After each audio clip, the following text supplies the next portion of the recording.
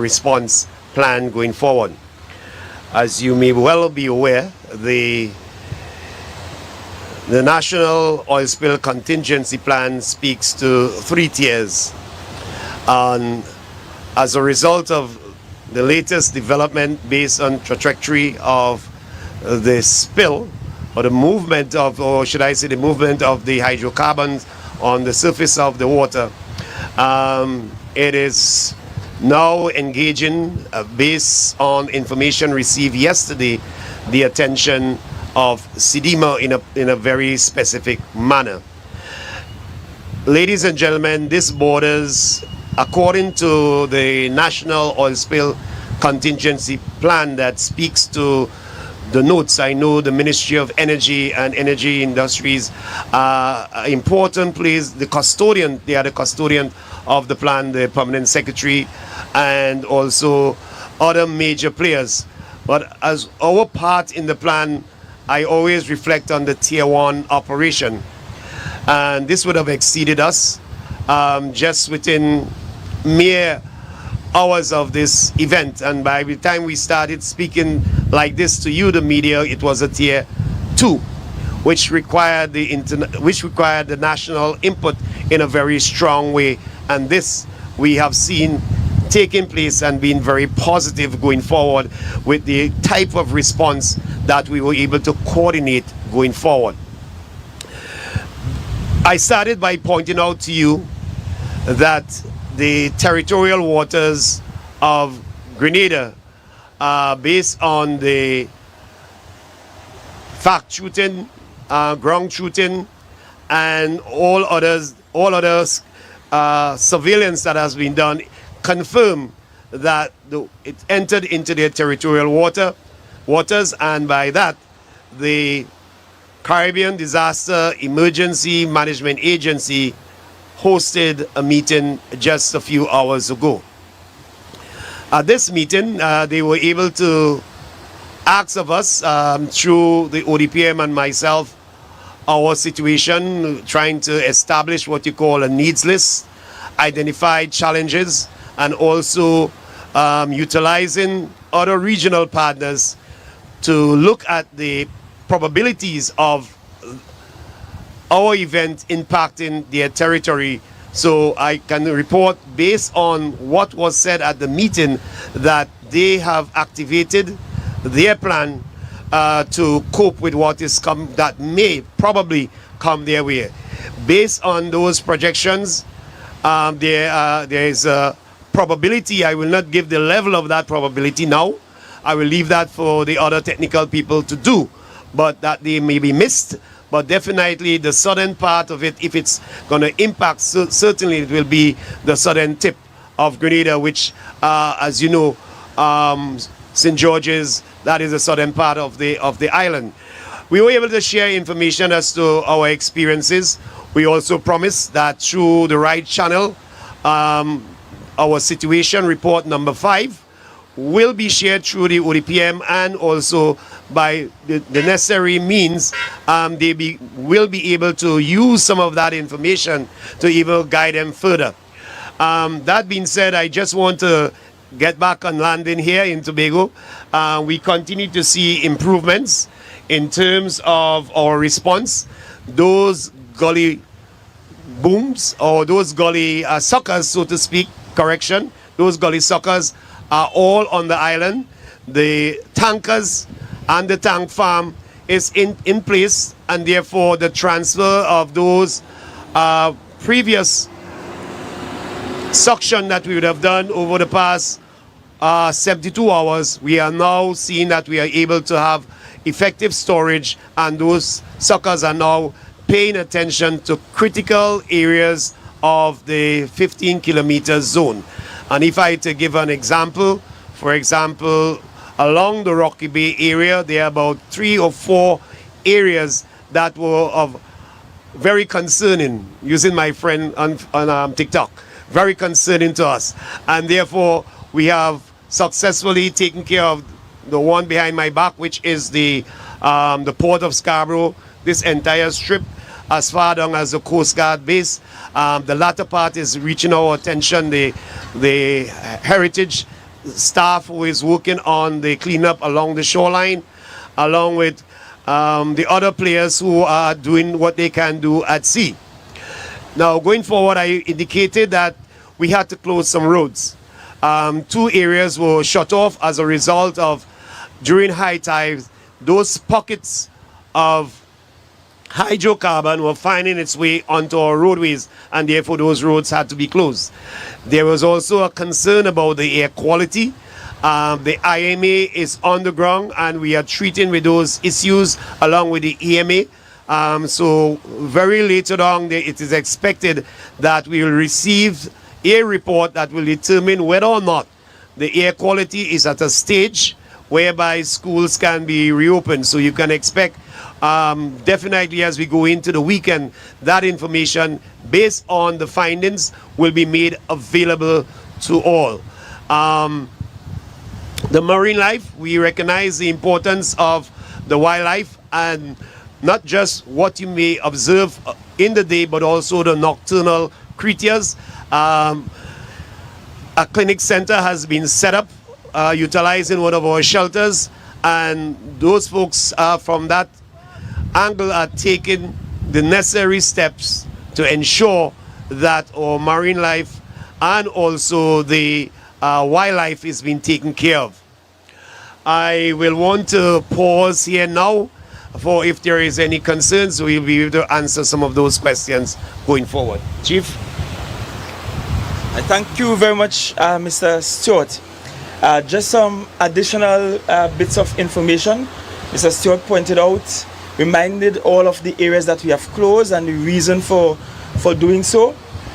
In one area in particular, the area by Cemetery Street, you'll observe that there's scaffolding in use, and that is to allow us to get into those crevices, those nooks and crannies that we can't get to readily.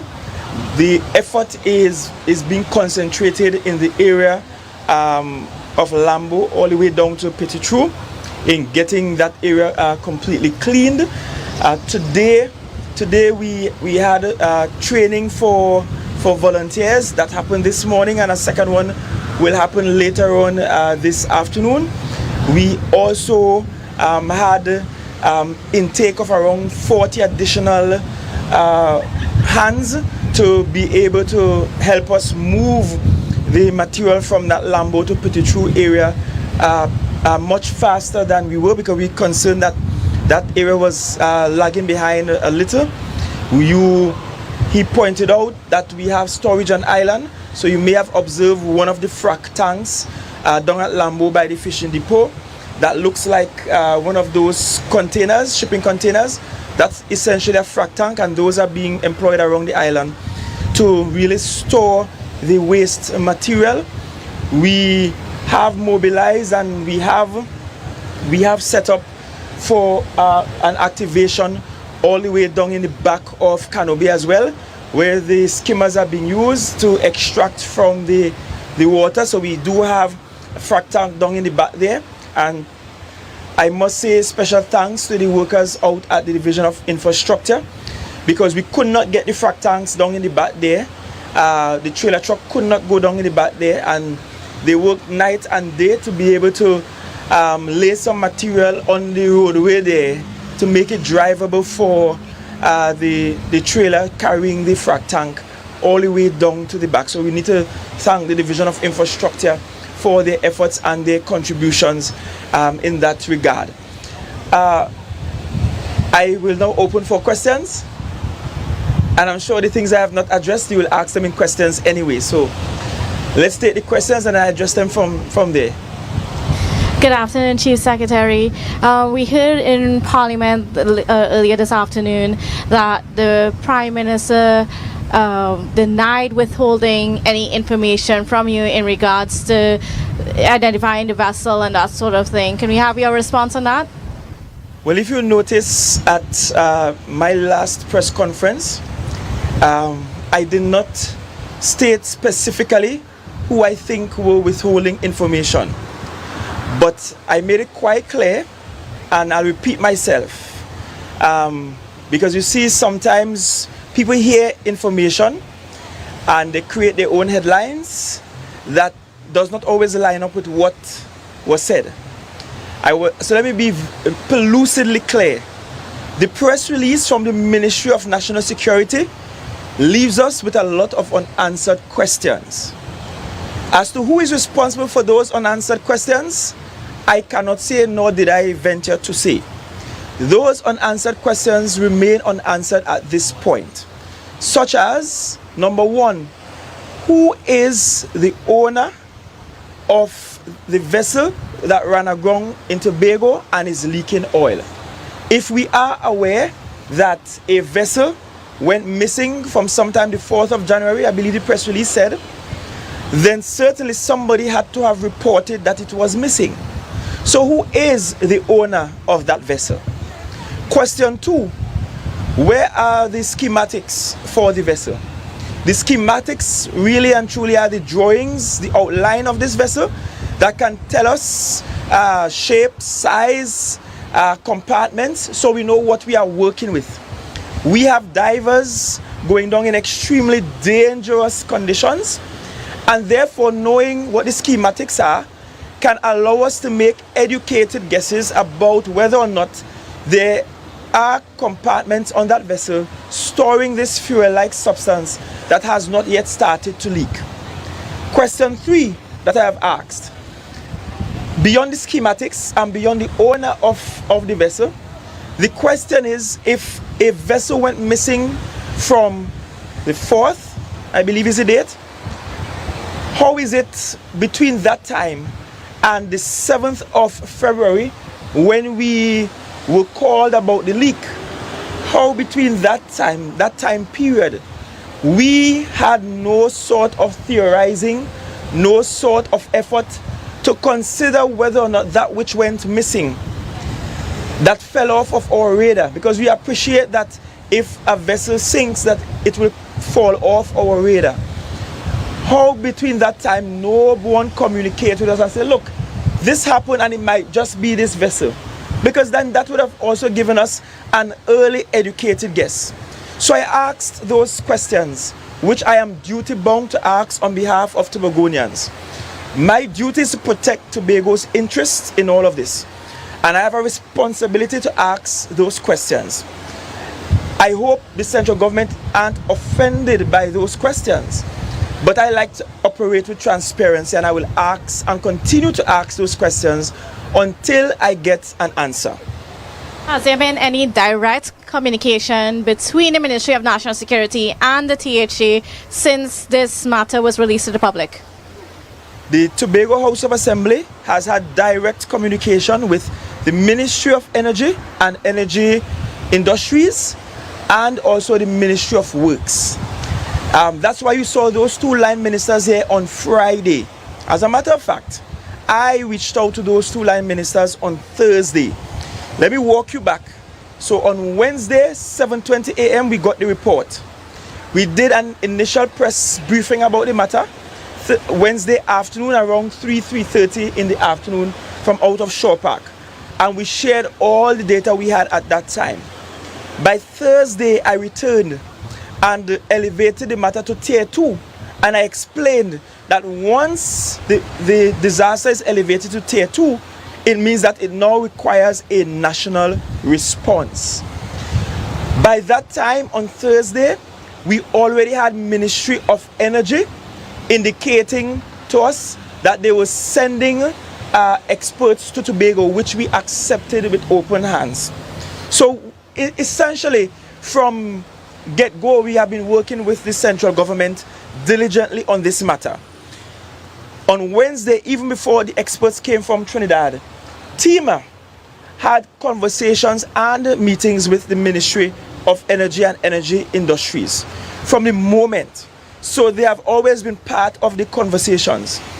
They are part of every single briefing that we have, because we open the doors for them to be here. The Ministry of Energy brought on board Heritage, and Heritage brought on board their contractors. We have opened the door to all of them. Kaizen was first in the space because Kaizen is on contract with Woodside, and Woodside had some equipment in Tobago, and they were authorized by Woodside to then use the equipment in the space.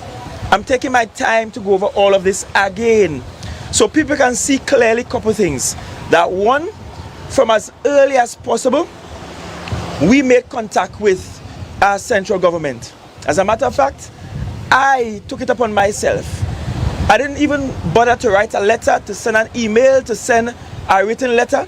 I called, and when I didn't get on phone, I sent WhatsApp, and then they both returned the calls, and they both gave the assurance that they will work with us. That was Thursday. So from the get-go, we have been working together on the issue. But I am saying quite clearly that I will continue to ask those questions until such time as I get answers. The Prime Minister answered one of the questions. I did mention to you that I found it oddly coincidental that someone can WhatsApp me some information 24 hours earlier, and then some of that turned out to be true 24 hours later in an official press release. And so I felt it duty bound to ask some open-ended questions, which I did. My understanding is that the Prime Minister answered one of those questions, which is to say that it is patently ridiculous for, and I hope I'm not misquoting him, for any suggestion to be made that the owners of the vessel are interested in purchasing our refinery from us. So that question is answered quite strongly, and it's answered in the negative. So we accept that answer, Mr. Prime Minister. We have other questions that we have asked. The question of who is the owner of this vessel, or owners, that's still on the table. And we should know, if we are identifying it as the same vessel that went lost, somebody had to have called that in with Coast Guard. So why we can't say who owns the vessel? Why can't we provide the schematics? Why? Because if we know who the owners are, and let me give you an important element of it. If we know who the owners are, then they can just come clean with us. They could just tell us, look, we had X amount of this fuel there. It was this type of fuel that we were carrying. We were heading in this direction. Right now, we're still guessing those things. We are still estimating the amount in terms of barrels of that fuel-like substance that went. We don't know for sure, but the owners can tell us how much they were carrying. We are still awaiting final lab results. IMA came and took fresh samples today, as I pointed out. All they're telling us now is that it's a fuel-like substance. The owners could tell us clearly what they were carrying. So let's just answer the questions. And I'm not suggesting that it is the Ministry of National Security that's doing the cover-up. I mean, I shudder to think that they wouldn't know. But it is my job to ask the questions. And finally, where are we in trying to stop the leak at this point in time? We are in an excellent place with trying to stop the leak. Well, not stop the leak, but contain the leak. Right? As I pointed out, we brought divers from Maritime Division. That's Maritime Division out of the Ministry of Works. They came up, and when they came up, they dive with a view of seeing if we can plug the leak. And their report is that it is too dangerous and it's not feasible to plug the leak. So what we have done is containment by way of primary and secondary booms around the wreckage site, trapping all of the fuel-like substance in water, because then they can provide us with information and we can stop some of the guesswork. Chief Secretary Curtis Williams from Reuters. Just want to ask you a couple of things that seem to be a little bit at variance with what the Prime Minister is saying. His suggestion was that you sought to impugn the reputation of anybody who's doing business with Petrotrin or Petrotrin, and therefore he thought it was irresponsible of an office holder to seek to do it in the way in which you did when you suggested it was somebody trying to do business. Would you say, in retrospect, that perhaps that wasn't the best approach, or do you stand by your approach and your statement about that? My approach, and I stand by asking the questions. I am for transparency. I'm really not concerned about who is vexed and who is annoyed.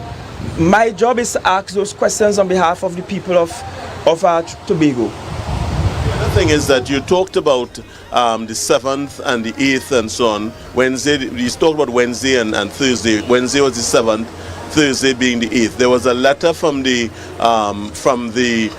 permanent secretary, which was read out in the parliament, suggesting that it was on the 7th that she contacted, in fact at 2 p.m. there was a meeting, including the gentleman next to you, Mr. Stewart, was in that meeting on the 7th, which is the Wednesday, and help was offered, or the ministry's help was offered, and was told that in fact TEMA would handle it, and if they needed help from the ministry, they would contact it.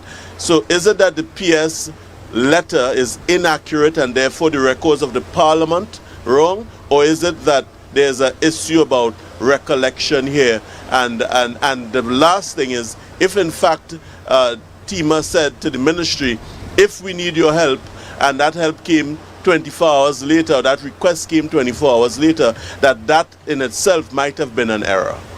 I can't speak to that meeting because I think that letter is supposing that they spoke with the director Stewart. So I'll ask him to answer that part in terms of what was communicated to the Ministry of Energy. But I know for a fact on Thursday evening I spoke with the Minister of Energy. I know for a fact on Thursday evening we had confirmation that we will get folks from the Ministry of Energy to Tobago. Sometime on Thursday I got the contact number for both, I think, the Deputy PS and one of the experts in the Ministry of Energy, and I tried to make contact with them, did not get through to them, so they missed my call to them. As a matter of fact, I was willing to breach the protocol because the usual protocol is that public servants speak with public servants and the ministerial colleagues speak with the elected officials here. I tried calling them myself and did not get them on Thursday. But Mr. Stewart could speak to what was communicated on Thursday with on Wednesday. On Wednesday, I wasn't part of any meeting with Ministry of Energy on Wednesday. So he could say what was communicated with them on Wednesday. But I know on Thursday, after being able to see what was on the ground on Thursday, I reached out forthwith. And I don't know necessarily that the THA is saying explicitly that the response was necessarily poor. As a matter of fact, that question came up very early. Ms. Jackson asked that question in one of the first press conferences we had, probably on Thursday. And I pointed out to Ms. Jackson then the timeline, and I pointed out to Ms. Jackson then that having to have most of the expertise and equipment coming from Trinidad, there is a natural lapse in time because of logistics. You're talking about getting ferry sailings in the middle of the carnival period with cruise ships, which altered the sailing of the slow boat, as we call it, or the cargo ferry. We spoke about the fact that we have to work with Caribbean Airlines to get people on flights that they did not have to get to Tobago. All of that. So I explained that to the Tobago public. So I don't think anybody from our end was saying, look, the central government was late in coming to the draw. My point has been that there remains too many unanswered questions, and those questions should be answered. And I've been firm on stating that. But I'll have Mr. Stewart bring clarity if you require some clarity in terms of what happened in that meeting on Wednesday the 7th between himself and Ministry of Energy. Thank you very much, Chief. So there seems to be a conundrum situation where information is concerned. And while I will not use this media or this medium to do a back and forth, what I could give you is the assurance of what I knew transpired on my end, in the sense that being myself being very disciplined to both the Tobago oil spill contingency plan and also the national oil spill contingency plan, we would have communicated that the tier 1 was in effect very early o'clock that same day. I know there was communication with who is Mr. Mark Rudder. I had some conversation with him, and he did pledge to me that his support is available. I'm not sure if you all recall that in the first 24 hours, we thought we were dealing with what is called a search and rescue operation.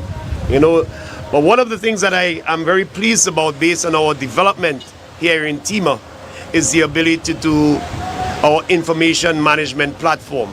So those actions are recorded, and therefore we will go back to the records when I say our data entries and see exactly the dates and the time.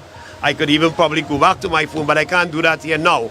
But so I think there may have been an interpretation, a bad interpretation, but we have definitely, I remember the ODPM would have reached out to me and asked what's the situation. I would have told them what is the situation and that we have activated the Tier 1 plan. And within 24 hours, within 24 hours, we were able to signal to the national community that we're into a Tier 2. Now, if anyone who have access to the plan and is acquainted with what Tier 2 means, it means that the national resources is being called upon. In other words, what we are saying is that this exceeds the capacity of the Tobago House of Assembly, and as an area controller, you have a responsibility to communicate that according to the plan. Both the Tobago oil spill contingency plan, it states that. And if you look at the notes in that section that speaks about the tier within the plan itself, which is the national contingency plan, it tells you the same thing, explaining what a tier 2 means. Today, as I came to the microphone, I went on to talk about what is happening at Sidima. It means that we are bordered, we are into a tier 3, based on response capability and where we are going.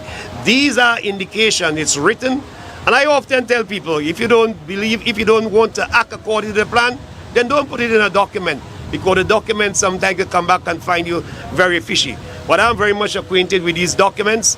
I spent most of my disaster life either being part of the consultation or helping with the information that is going into it. So off my head, I know what 1, 2, and 3 tier means. And therefore, we'll fix that information going forward. I think there may have just been a bit of a conundrum, so to speak, with how the information went by. But it's recorded, and we could always go back to the records. I just have 2 more questions. No. For you, Chief Secretary.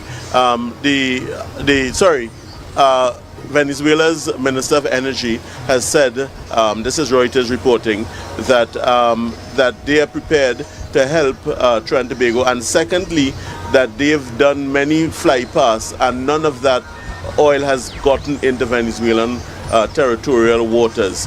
Now that we are close to Tier 3, can we expect both Venezuela and Brazil to be assisting in this matter, because the Prime Minister talked about Brazil? And the second and I think most important thing is, when can we expect the people of Tobago at least expect some relief from this present situation? In other words, either the stopping of the leakage, the lifting and the end to the constant fuel that is coming out of this vessel. What's the kind of time frame you have in your mind?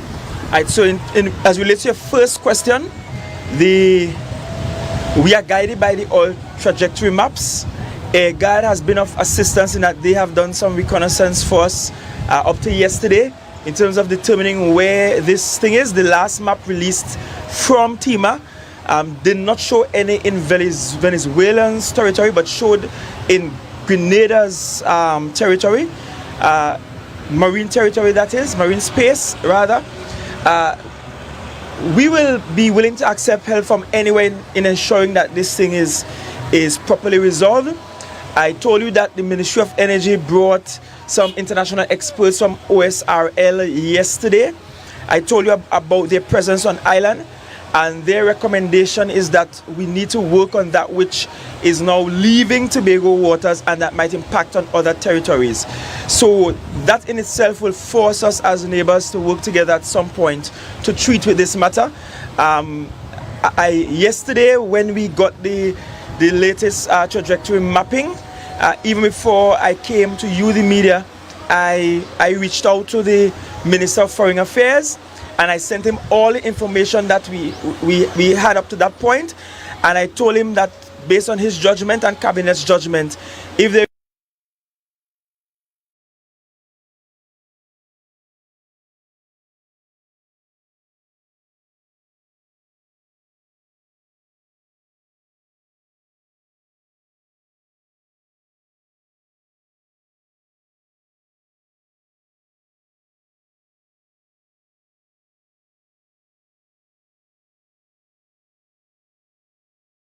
is a need for government-to-government conversations, then he should proceed.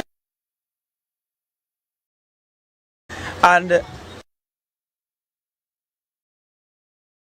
here is the information as we have it up to that point. So I sent that to him yesterday, and he did acknowledge receipt of same. In terms of when this will stop, it goes back to one of the questions I asked. We just don't know the volume of what we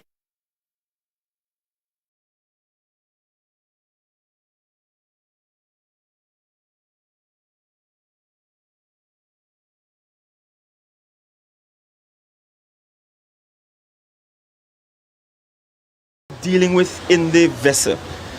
And that's one of the reasons why knowing who owns the vessel is important in this equation.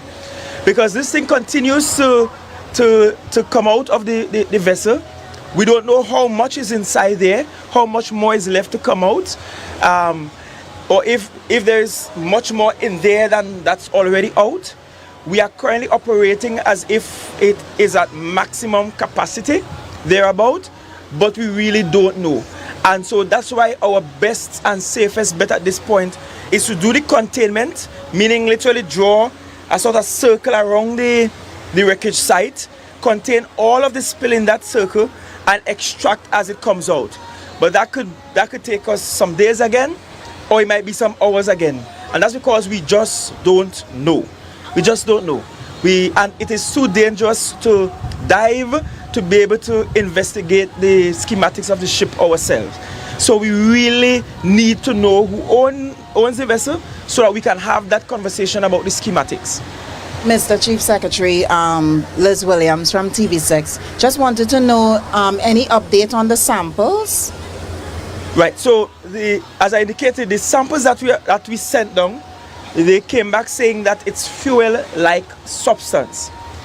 And they returned today and they took samples from inside the vessel itself. In other words, they wanted a sample with far less contaminants in it, because the samples they got were from all of the landing sites and from in the pool in the ocean around the vessel. So they came to take a sample almost as pure as they can find it to run that test for us. And so by early next week, I will be able to say definitively, beyond fuel-like substance, what it is. Let me also say, while the next question is coming, that and this is information shared before, we have in the space Ministry of Energy, Ministry of Works, through Maritime Division, and the Pilots Association. We have IMA, which is under Ministry of Planning, that's Minister Beckers. We have AMA, also from under Minister Beckers. By the way, I did have conversation with Minister Beckers also about this issue. So that's another minister I spoke with about this. And all of this is before the Prime Minister visits and so on. We were having those conversations. We have in the room Tiger Tank, Ambipa, Kaizen, and Heritage. Also in the room, we have divers led by Alvin Douglas. We have ATFA, the All Tobago Fisher Folk Association, also in the room. So when we meet, we have Coast Guard as well. And you know, I've been batting for Coast Guard these days and telling you how efficient and hardworking Coast Guard has been in the response to this matter. Right? We have to give them credit where the credit is due. So essentially every single day, the varying teams go out, do their duties, and late in the evening, we were doing 2 briefings per day. We're now doing 1 per day, and we're doing the briefing at the end of the day. So at the end of the day, everyone comes in, they come with their deliverables, they show what they were unable to achieve during that day, and then we work out what the solutions are, how to tackle it the next day, what times they're leaving port, what times we're setting up what all of those things, and we get it done the next day. That's how we have been operating, and it's that sort of very strict management style that has led to this area being cleaned quickly. And of course, we have our partners that are experienced in this. So we have some worthy partners in Heritage, for example, that have been quite critical in the cleanup operations here. So I need to also put that in the room. So I don't want anybody to go on thinking that the THA has or is refusing to work with outsiders. As a matter of fact, I pointed out since Thursday to you that I was reaching out to them, and within 24 hours, I came and I declared it as Tier 2. I didn't even leave it up to Mr. Stewart. I declared it as Tier 2, and I explained that meant that national resources and a national response must be mounted. So while TEMA is coordinating, we have several players here from the Trinidad space who are part of the cleanup operations. So no, I am not walking back my questions. I will continue to ask them until I get answers. Two, those questions are worthwhile questions to be asked. Three, I didn't point fingers at anybody specifically, but if you feel guilty, squeal if you can, that's up to you. And four, I continue to ensure that we get this island cleaned and that we protect the industries that are at risk. Chief Secretary, just at the same time this whole situation is happening, we have another situation in Mount St. George with a barge that's taken on water, and that's been happening over the last several days. Can you give us an update? Are you monitoring that situation? Yes, it's been monitored. TEMA and Director Stewart, they have been there, and they had conversation with them up to today. They were visited. So that situation is being monitored. The resources that they asked for, I was able to share with them so far. And all the resources that they have asked for to help with the removal, we have provided for them. And anything else they need that we can provide, we will provide to ensure that they are able to safely remove that barge. But the truth is the one of larger concern, and that has a much serious impact on the environment is the oil spill, well, the fuel-like substance being spilled into our environment. But yes, we are giving them support. We'll give them all that they ask for, that we have, that we can give, and we try to communicate and touch base with them daily.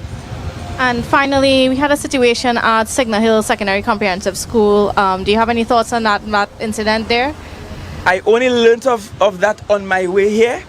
I don't have the details, and in circumstances like that, I would prefer the Division of Education take the lead. As a matter of fact, I believe the Secretary is already preparing a response or is responding on the matter, because she should have greater details in terms of what has transpired there. So I wouldn't hazard a response without first having the players at education, including the school supervisor 3 and so on, give that response based on the facts from the school. Well, the education secretary, she did respond to the media and she sent out something, so we did receive that. What I wanted to get a response from you with is, last night there was a murder in Tobago. There has been an increase in gun crimes on the island. What do you want to say with respect to this? Well, a couple of things. One, when the murder took place last night, yesterday evening, I was actually right here, right across the road where we have our operations center at the moment, and we were preparing for our final briefing for the day. When that took place, I believe sometime after 6 or some minutes to 7 yesterday evening. With regards to the matter of gun-related violence on the island, it is a matter I plan to address in the House next week, Thursday, and it should come up as a substantive element for debate in the House. So, and at that juncture, I will want to share what we are doing, what we plan to do, and also what we will hope that the national security apparatus will do insofar as the fight against the matter. I can say though that I did in fact write to the Prime Minister as the head of the National Security Council on the matter. I wrote to him early in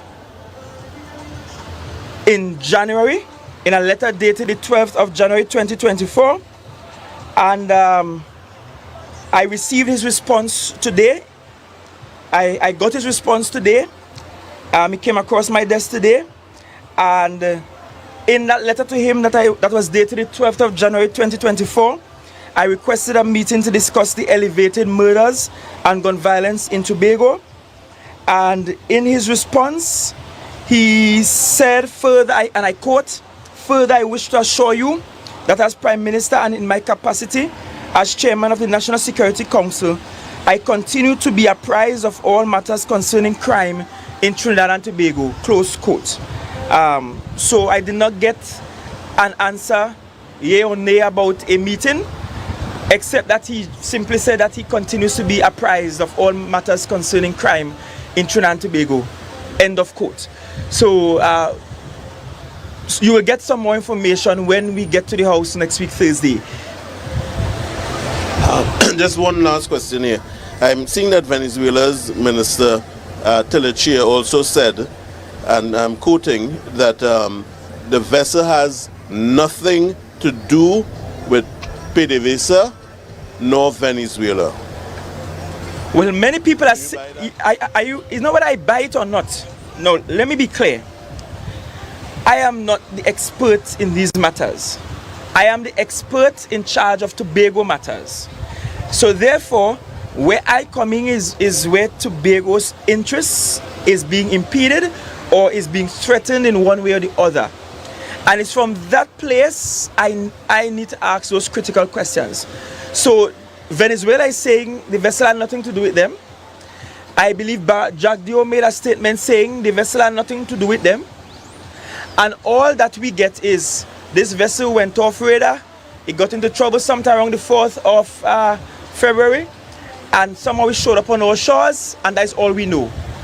Meanwhile, the global community continues to ask these questions.